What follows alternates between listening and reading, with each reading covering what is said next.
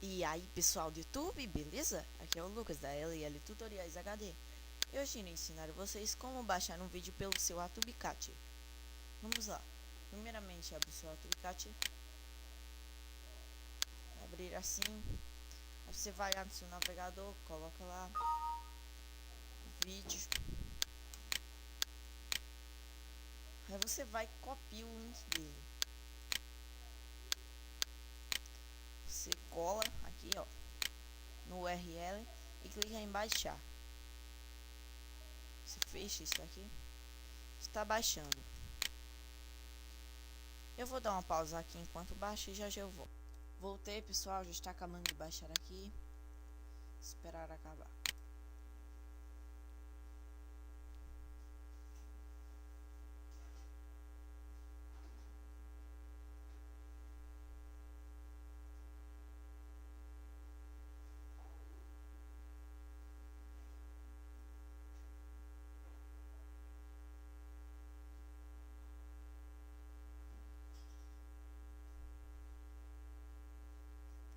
Acabou, você vai lá na pasta. Você colocou para aí o vídeo depois de baixado. Depois eu coloquei aqui. Está aqui, ó.